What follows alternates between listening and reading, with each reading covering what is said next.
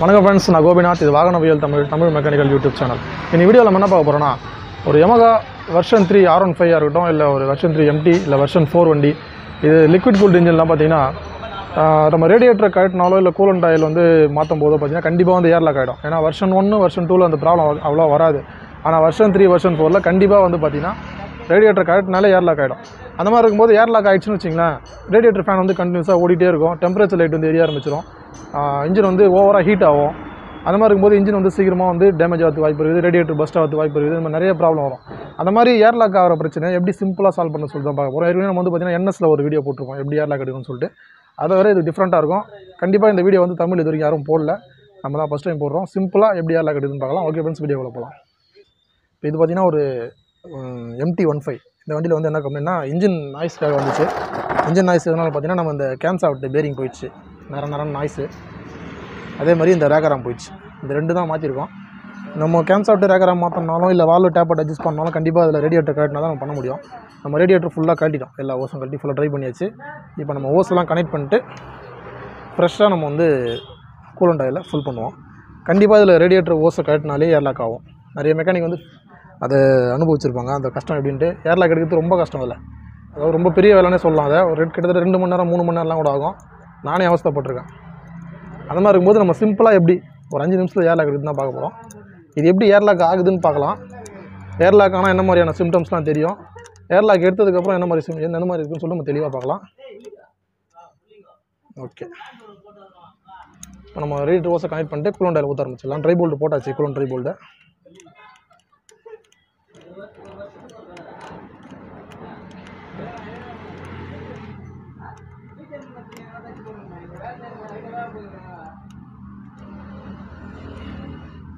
Okay, இப்போ நம்ம ஓஸ்லாம் full tight பண்ணிட்டோம். இதுதான் வந்து தெர்மோஸ்டாட் வால்வு. வெர்ஷன் 3ல் வந்து டிஃப்ரெண்ட்டாக கொடுத்துருப்பாங்க. இதனால தான் வந்து அடிக்கடி இது வந்து ஏர்லாக் ஆகிடும். ஏன்னா வெர்ஷன் 2 வெர்ஷன் 1லாம் பார்த்தீங்கன்னா அதோட கூலிங் சிஸ்டமே வேறு. ஆனால் வெர்ஷன் 3 வெர்ஷன் 4லாம் பார்த்தீங்கன்னா டிஃப்ரெண்ட்டாக இருக்கும். இது கண்டிப்பாக ஏர்லாக் ஆகிடும். இப்போ நம்ம கூலண்ட் ஆயில் ஃபுல் பண்ணுவோம். நார்மலாக ஊற்றிக்கலாம், ஒன்றும் பிரச்சனை இல்லை. ஸ்லோவாக ஊற்றினாலும் பிரச்சனை இல்லை, இல்லை வேகமாக ஊற்றினாலும் பிரச்சனை இல்லை. இதை ஊற்றும் போதே பபுள்ஸ் வருது பாருங்கள். அது கூலண்ட் ஆயில் உள்ளே போக போக உள்ளே இருக்கிற பபுள்ஸ்லாம் வெளில வரும்.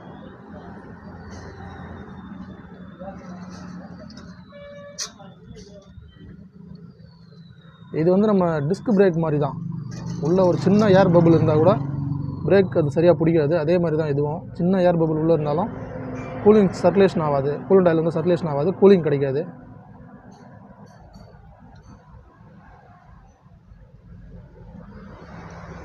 எல்லா பபுளும் நிற்கிற வரைக்கும் கூலண்ட் ஆயில் ஊற்றிட்டே இருக்கணும்.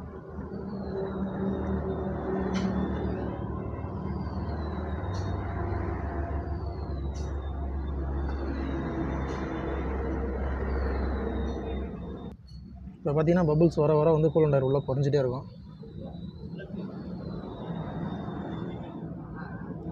இந்த ஓஸ்லாம் கொஞ்சம் அழுத்தி விட்டோம்னா உள்ளே இருக்கிற இன்னும் நிறைய பபுள்ஸ்லாம் வெளில வந்துடும். பார்த்தீங்கன்னா தெரியும், அதை அழுத்தி விட்டோம்னா எவ்வளோ தூரம் உள்ளே போயிடுச்சு பாருங்கள் கூலண்ட் ஆயில்.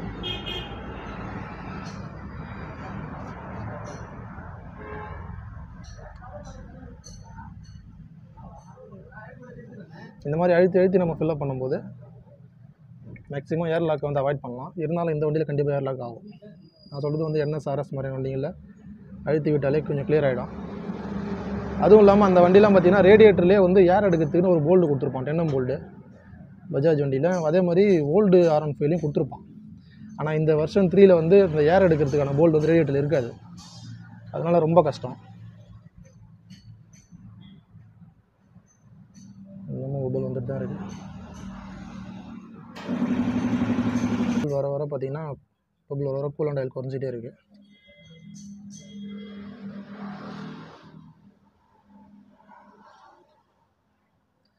இந்த மாதிரி ஓஸ் அழுத்தி விட்டோம்னா நம்ம சீக்கிரமாக ஃபுல்லாக போயிடும்.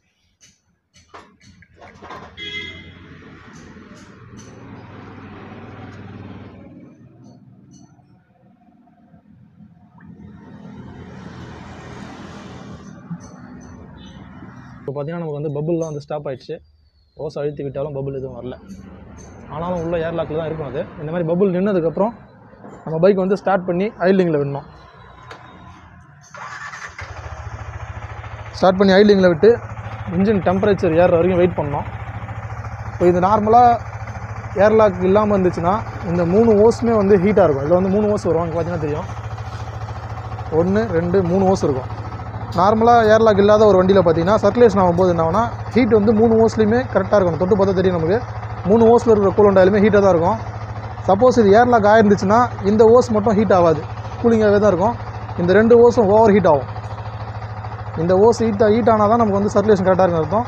அதை வச்சு நம்ம கண்டுபிடிச்சிடலாம் சர்க்குலேஷன் கரெக்டாக இருக்கா இல்லையான்ட்டு. நம்ம ஹீட் ஆகுதான்னு பார்ப்போம். 3 ஓஸுமே செக் பண்ணுவோம். ஒரு 10 நிமிஷம் கழித்து செக் பண்ணுவோம். அதே மாதிரி கூலண்ட் வந்து இந்த மாதிரி ஸ்டேபிளாக நிற்கணும். ஹீட் ஆனாலும் ஏர்லாக் இருந்துச்சுன்னா என்ன ஆகுனா கூலண்ட் வந்து கொப்பளிக்க ஆரம்பிக்கும், வெளியே தள்ளும். உள்ள ஏர் பபிள் இருந்துச்சுன்னா அந்த கூலண்ட் வந்து இந்த மாதிரி ஸ்டேபிளாக இருக்காது, கொப்பளிக்க ஆரம்பிச்சிடும். அது கொப்பளிச்சிச்சுனாலே உள்ள ஏர்லாக் இருக்குதுன்னு அர்த்தம். நம்ம செக் பண்ணி பார்ப்போம். ஒரு 10 நிமிஷம் ஆட்டோம், அது கொப்பளிக்குதா இல்லை நார்மலாக இருக்குன்னு பார்த்துடலாம். இப்போ பார்த்தீங்கன்னா ஒரு 10 நிமிஷம் தான் ஐட்லிங்கில் விட்டோம். ஃபேன் வந்து ரன் ஆக ஆரம்பிச்சிச்சு. அதே மாதிரி நமக்கு ஐட்லிங்கில் இந்த மாதிரி ஃபேன் ரன் ஆகக்கூடாது. அதே மாதிரி பார்த்தீங்கன்னா இந்த ஹோஸ் வந்து ஹீட் ஓவராக இருக்குது, இந்த ஹோஸில் மீடியமாக ஹீட் இருக்குது. இது இன்னும் தெர்மாஸ்டர் ஓப்பன் ஆகிட்டு இது ஹீட் ஆகும். ஆனால் இந்த ஹோஸ் பார்த்தீங்கன்னா ஃபுல்லாக கூலிங்கில் இருக்குது, இதில் வந்து ஹீட்டே வரல. இப்போ நம்ம இந்த கூலண்ட் வந்து ஸ்டேபிளாக நிற்கணும். ஆனால் ஹீட் ஆகணும்னா அது பொங்க ஆரம்பிக்கும் பாருங்கள், கொப்பளிக்க ஆரம்பிக்கும். நான் வண்டியை லைட்டாக ரேஸ் பண்ணுறேன்.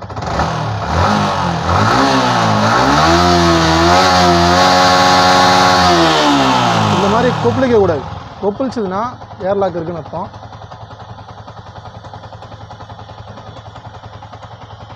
ஓஸ் அழுத்தி விட்டு பாருங்கள் ரிலீஸ் ஆகுதான்னு. ஏன்னா நான் இப்போ வந்து நான் ஏர்லாக் எப்படி ஆகுதுன்னு காட்டுறதுக்காக தான் வெயிட் பண்ணிருக்கேன். ஏன்னா அப்போ தான் உங்களுக்கு புரியும் ஏர்லாக்னா என்ன, ஏர்லாக் எடுத்ததுக்கப்புறம் எப்படி இருக்குன்னு டிஃப்ரெண்ட் தெரியணும்ல. ஏர்லாக் ஆகத்தை வெயிட் பண்ணுறேன். ஏர்லாக் ஆகட்டும்.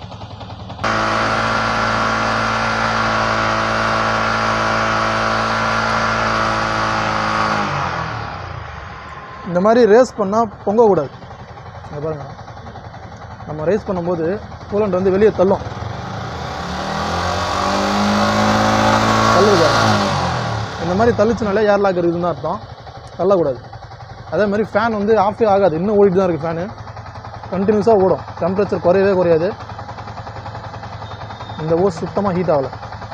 இந்த ஓஸ் வந்து டெம்பரேச்சர் அதிகமாகிடுச்சு, இதுலேயும் டெம்பரேச்சர் அதிகமாகுது. இப்போ நம்ம எப்படி இதில் ஏர்லாக் எடுக்கிறதுன்னு பார்த்தீங்கன்னா லெஃப்ட் சைடில் வாட்டர் பம்ப் பண்ண வந்து ஒரு சின்ன வேலை பார்க்கணும். இப்போ நமக்கு ஐட்லிங்கில் தான் இருக்குது, ஆனாலும் வந்து பார்த்திங்கன்னா டெம்பரேச்சர் ஹை டெம்பரேச்சர் சிம்பிள் வந்துச்சு பாருங்கள். இதுதான் கம்ப்ளைண்ட். நம்ம வண்டி வந்து ரன்னிங்கில் எடுத்து ஓட்ட ஆரம்பிச்சோன்னா ஓவர் ஹீட் ஆகிடும். ரேடியேட்டர் ஓஸு எல்லாமே வந்து பஸ்ட் ஆகிற அளவுக்கு ஹீட் ஆகும். ஹை டெம்பரேச்சர் லைட் வந்து ஐட்லிங்லேயே எரியுது. இந்த மாதிரி எரியக்கூடாது. இது மாதிரி எரிஞ்சுதுன்னா ஃபேன் கண்டினியூஸாக ஓடுதுன்னா கூலண்ட் வந்து ஏர்லாக் ஆகிடுச்சுன்னு அர்த்தம். இப்போ வந்து வண்டி ஐட்லிங்கில் தான் இருக்குது, ஆனாலும் வந்து கூலண்ட் வந்து பொங்குது பாருங்கள், மூமெண்ட் ஆகுது பாருங்கள், ஒரு ஸ்டேபிளாக நிற்கலை. இந்த மாதிரி இருக்கக்கூடாது. நான் இப்போ ரேஸ் பண்ணுற பாருங்க, வெளியே தள்ளும் கூலண்ட்டை, ப்ரெஷர் அதிகமாகும்.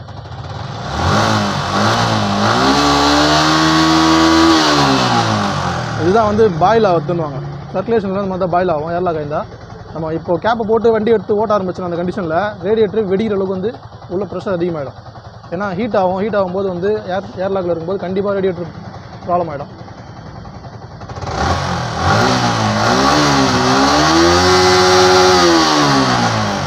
எவ்வளோ தள்ளுது பாருங்கள், வெளில தள்ளுது பாருங்கள் ஆயில்.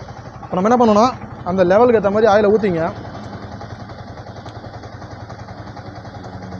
இது வந்து இப்போ பக்காவாக ஏர்லாக் ஆகிருக்கு. இந்த கம்ப்ளைண்ட்லேருந்து பொங்குது பாருங்கள், பக்கா ஏர்லாக் இருக்குது. இந்த ஓஸ் ஹீட்டாகவே இல்லை, இந்த hose over heat. Temperature simple வந்துச்சு, ஃபேன் கண்டினியூஸாக ஓடுது. அந்த பக்கம் ஆயில் ஊற்றினு சொல்லுங்கள். ரைட் 5 அலங்கிங்க போகுது போட சரியா.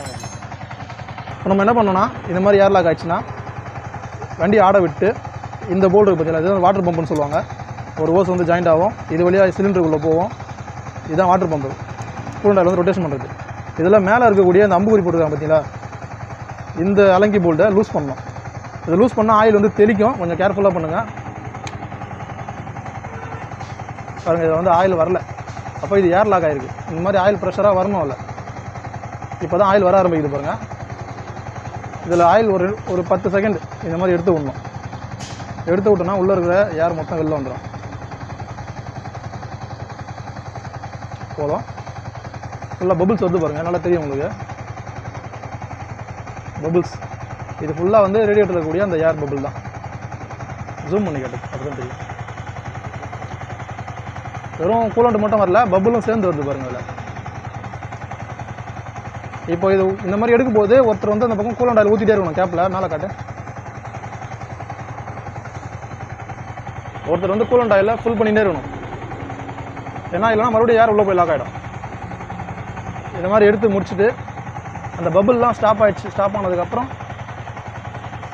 இதை போல்டை லாக் பண்ணிக்கலாம். அவ்வளோதான், லாக் பண்ணிட்டு இப்போ பார்ப்போம் வாங்க.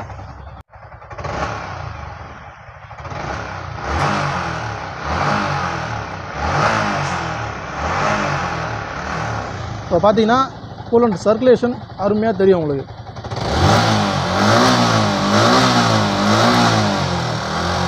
உங்களுக்கு பொங்கி வராது. டெம்பரேச்சர் லைட் ஆஃப் ஆகிடும். மேலே பாருங்கள், டெம்பரேச்சர் லைட்டு ஆட்டோமேட்டிக்காக ஆஃப் ஆகிடுச்சு. நம்ம ஏர் எடுத்த உடனே ஆஃப் ஆகிடுச்சு பாருங்கள். நான் எவ்வளோ ரேஸ் பண்ணாலும் கூலண்ட்டை வந்து வெளியே தள்ளாது, கொப்பளிக்காது.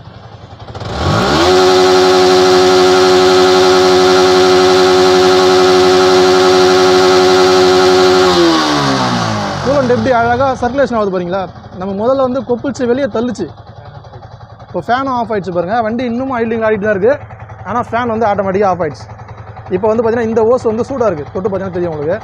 இந்த ஓஸ் வந்து இதோட ஈக்குவலுக்கு சூடாகிடும். அப்போ என்ன ஆனால் சர்க்குலேஷன் இப்போ தான் கரெக்டாக ஆயிருக்கு. 3 ஓஸுமே வந்து இப்போ ஹீட்டாக இருக்கும். இது மாதிரி இருந்துச்சுன்னா தான் சர்க்குலேஷன் கரெக்டாக இருக்குன்னு அர்த்தம். ஒரு சின்ன அலங்கி போல்டு லூஸ் பண்ணுறது மூலமாக நம்ம ஒரு பெரிய ப்ராப்ளத்தை ஈஸியாக சால்வ் பண்ணலாம். இப்போ நம்ம எவ்வளோ ரேஸ் பண்ணாலும் ரேடியேட்டர் வந்து பொங்காது, ப்ரெஷர் அதிகமாகாது, ஹீட் ஓவர் ஆகாது, டெம்பரேச்சர் லைட் எரியாது, ஃபேன் ஓடாது. பக்காவாக கூலிங் சிஸ்டம் கரெக்டாக வேலை செய்யும். அது சுத்தத்தை தெரிந்து பாருங்கள். சர்க்குலேஷன் ஆகிறது முதல்ல வந்து பொங்கும். இப்போ அழகாக சர்க்குலேஷன் ஆக தெரியும் பாருங்கள் உங்களுக்கு.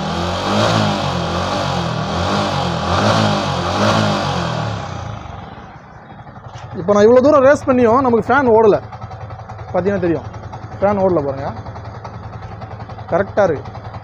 இந்த மெத்தடில் தான் வந்து பார்த்திங்கன்னா நம்ம வந்து V3 வண்டிங்களில் version 3 R15 MT, version 4 R15 இந்த மாதிரி வண்டிங்களில் ஏர்லாக் எடுக்கணும். இப்போ மறுபடியும் ஃபேன் ரன் ஆகுது, உடனே ஆஃப் ஆகிடும் பாருங்கள் ஆட்டோமேட்டிக்காக. அது இப்போ வந்து ஃபேன் வந்து ரன் ஆகிட்டுருக்கு. கரெக்டாக ஆஃப் ஆகணும்.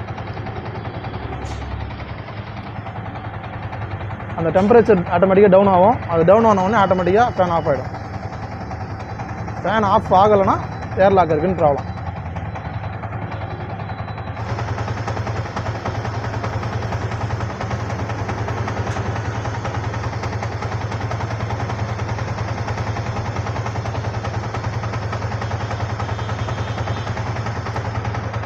இப்போ பார்த்தோன்னா நமக்கு கரெக்டாக ஃபேன் வந்து கட் ஆஃப் ஆகுது.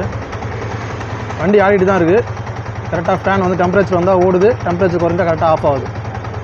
இப்போ தான் வந்து கரெக்டாக இருக்குது. வந்து கூலண்ட் ஆயில் வந்து சர்க்குலேஷன் ஆகுது, ஏர்லாக் இல்லாமல் இருக்குது. ஓகே ஃப்ரெண்ட்ஸ், வீடியோ பார்த்துருப்பீங்க. ஒரு Yamaha வெர்ஷன் 3 இன்ஜினில் எப்படி ரேடியேட்டரில் வந்து கூலண்ட் ஆயிலில் ஏர்லாக் எடுத்து எப்படி சிம்பிளாக வேலையை முடியுதுன்னு சொல்லிட்டு ஈஸியாக சொல்லியிருப்பேன். இது வந்து ரொம்ப கஷ்டமான விஷயம். நானே இதை கற்றுக்கிறதுக்கு வந்து ரொம்ப கஷ்டப்பட்டேன். ஏன்னா நமக்கு தமிழில் இதை பற்றி யாரும் தெளிவாக வீடியோ போடல. அப்படியே வந்து அதர் லாங்குவேஜில் வீடியோ போட்டிருந்தாலும் ஜஸ்ட் கூலண்ட் ஆயில் இறக்கிறது ஊற்றுறதை மட்டும் காமிச்சு வேலையை முடிச்சிருவாங்க. ஏர்லாக் பற்றி பேச மாட்டாங்க, ஏர்லாக் எப்படி எடுக்குதுன்னு காட்ட மாட்டாங்க. ரொம்ப கஷ்டப்படுறேன். நான்லாம் வந்து 2-3 மணி நேரம்லாம் ரொம்ப கஷ்டப்பட்டுருக்கேன். சில வண்டிலாம் வந்து ஒரு நாள் ஃபுல்லாக வேலை பார்த்து கூட அது ஏர்லாக் எடுக்க முடியாமல் கஷ்டப்பட்டுருக்கேன். நிறைய பேர் பெரிய பெரிய மெக்கானிக்கெலாம் ஃபோன் பண்ணி கேட்டால் கூட அவங்க கிளியராக எக்ஸ்பிளைன் பண்ண மாட்டாங்க.